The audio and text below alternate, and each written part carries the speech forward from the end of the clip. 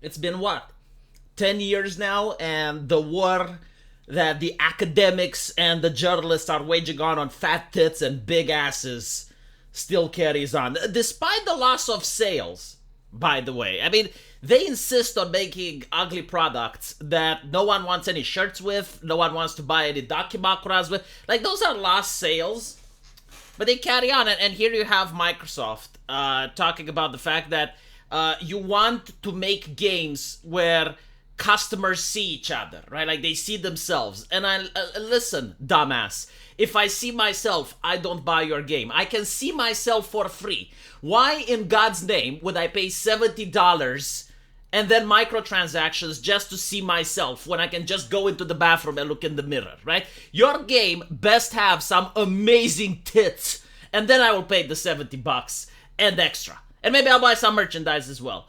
But until then, Nikkei is calling. Anyway, right, let's listen to this mental retardation that the people from the academia are putting through by using the mouth of Microsoft, using them as a sock puppet. Are you unnecessarily introducing gender and gender barriers in your code or design? Who the fuck cares? No one gets to see the actual code. Like, I as a customer do not see the code. You can literally write poopy dick in the code and I wouldn't know. Who are these mentally deranged people that you're taking advice from?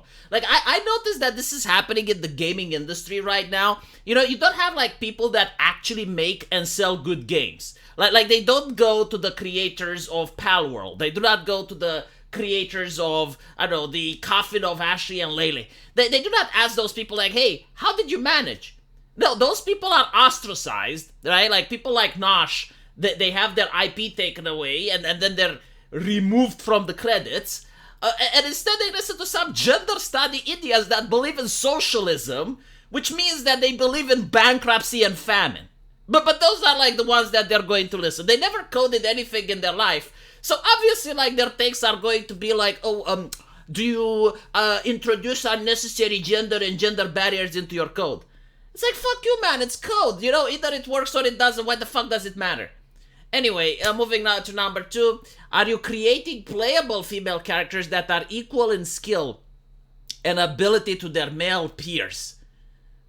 Do they play video games? Like, I don't even know if there is a single video game that has women that aren't equal to their male peers. This actually was a controversy back in the day when Mortal Kombat 1 came around. Okay, gather around, children. I'll tell you an interesting story. Mortal Kombat 1 comes around, feminists freak the fuck out, right? Because they see the character Sonya having fatalities performed on her. And that was back then, before social media. So they tried to press, to start a lawsuit against the company. I think it was still called Midway back then. And the judge basically says, no, like, this is a video game, it's fictional, and it seems that the female characters have the same abilities like men, so a man beating up a woman in this fictional environment where she can cast magic and shit, like, no, that's fine, that's okay. Right? But it was back then, and my point is that video games have always made the same sex balance, right? Like, I am unaware of any video game where if you play a female character, you get a disadvantage. There are social advantages and disadvantages in some RPGs, right? So, like, for instance, the male characters can have access to certain romances, the females to others. Fallout 2 used to have that, where if you play a female character, you can get, for instance, you can prostitute yourself for credits. Like, that's an option that the player can take. Male characters cannot do that, right? So you can't make the money. But that's like the only game, and like, how old is it? Like, Fallout 2 is over 20 years, I think, right? So, like, what are they talking about? Like, they are reading such outdated scripts. And this is the interesting one, right? Like, do they have exaggerated body proportions? It's like, I thought you want people to see themselves. Like, my wife has massive tits. Like, she can't see herself, can she? Not allowed. And by the way, even when you have games that actually model based on real women that do have the exaggerated proportions, which, by the way, is D cups, right? Like, D cups in their brain is already exaggerated. Like, oh my god, too much.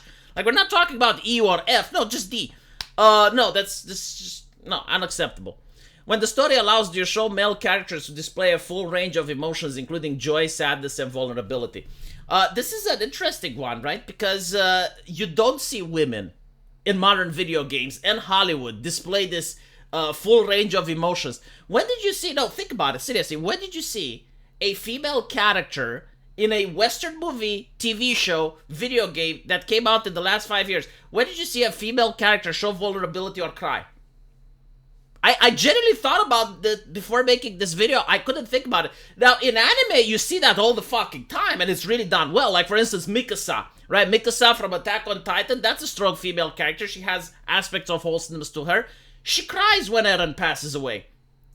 Konosuba, you have Aqua crying. Like crying, you know, having a girl crying can create sympathy for the character from the audience.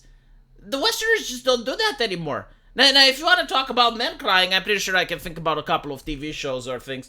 But that's the thing, you know, like, they do not have female characters with wide range of emotions anymore. The only thing that they have is resting bitch face, angry, stern, stoic look. That's pretty much it, right? Like, they don't even know how to do romance. When is the last good romance that you have seen? Like, again, anime.